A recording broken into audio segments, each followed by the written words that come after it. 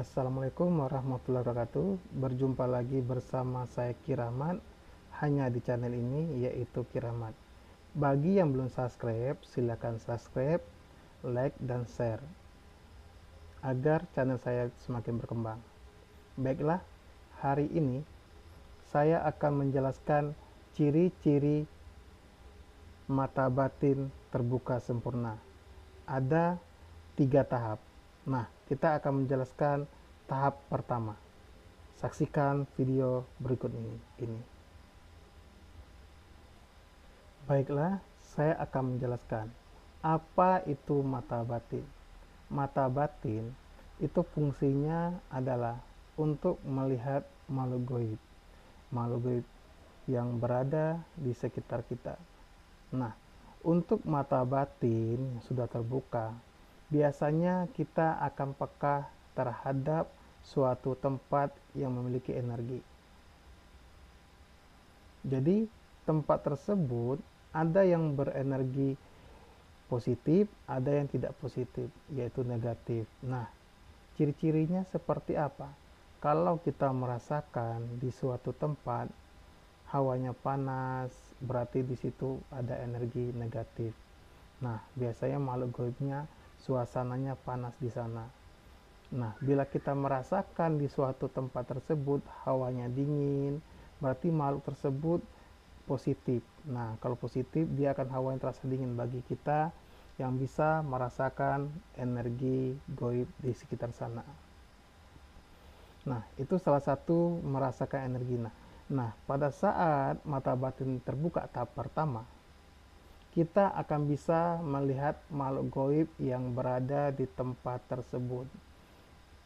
Jadi, makhluk gaib tersebut akan terdeteksi oleh mata batin kita.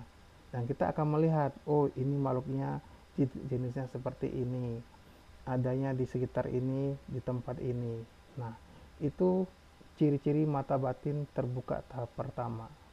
Setelah kita mengetahui makhluk tersebut, tentu kita masuk, yaitu namanya komunikasi batin. Nah, komunikasi batin inilah termasuk tahap kedua, yaitu dari tahap mata batin tahap pertama melihat, naik menjadi tahap mata batin kedua, penyempurnaan, yaitu kita bisa komunikasi batin. Nah, komunikasi batin.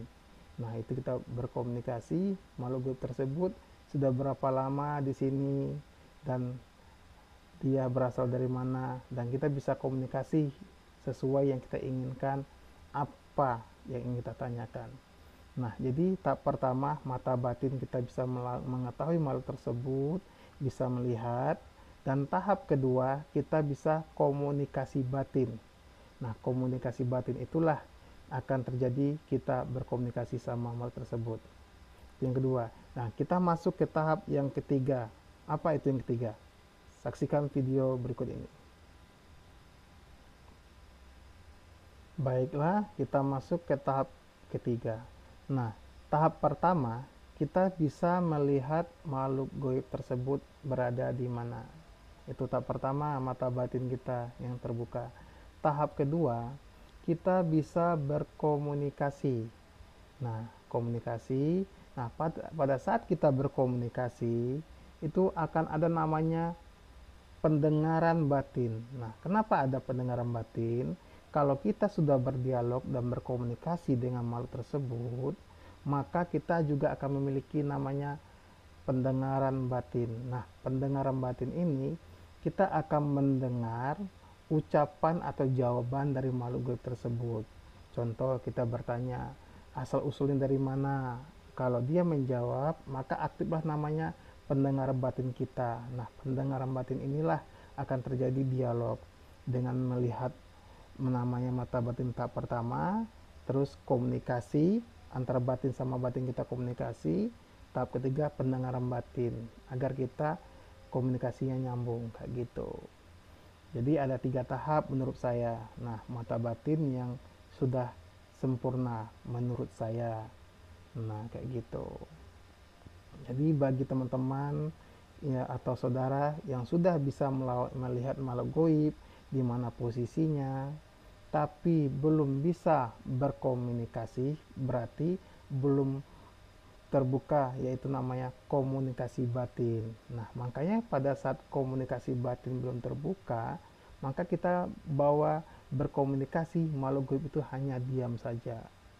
Nah, itu. Tapi ada juga pada saat kita sudah berkomunikasi batin sama makhluk gaib tersebut, dan makhluk gaib tersebut menjawab, tapi kita tidak mendengar, berarti itu namanya pendengaran batin kita belum terbuka. Makanya pada saat kita berbicara, dia menjawab, tapi kita tidak mendengar.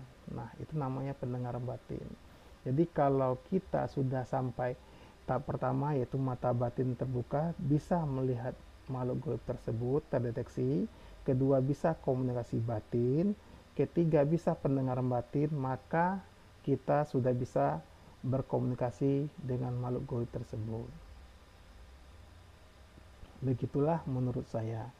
Baiklah, kalau ada perkataan saya yang tidak bersepakatan atau tidak sepemahaman, saya mohon maaf. Karena ini hanya pengalaman pribadi saja, pengalaman pribadi saya saja. Baiklah, wassalamualaikum warahmatullahi wabarakatuh. Sampai jumpa di channel saya di video saya berikutnya. Salam persaudaraan.